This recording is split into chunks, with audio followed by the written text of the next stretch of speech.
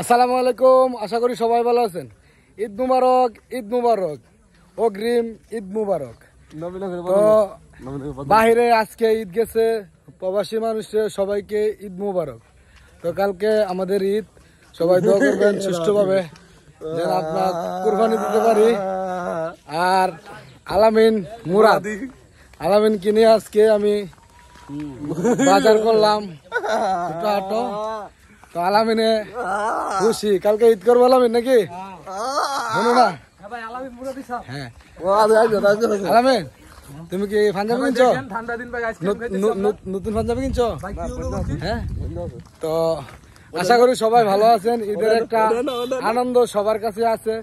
সবাই সব জায়গা থেকে আজকে সব জায়গায় মানুষ আসতেছে। তো আলামিন আজকে এই যে আমার ব্যাগটা নিয়ে আমি আলামিন নিয়ে বাড়িতে যেতেছি। আলামিন এদিকে আসো। আলামিন তুমি শোনো না, তুমি কি নতুন পাঞ্জাবি কিনছো?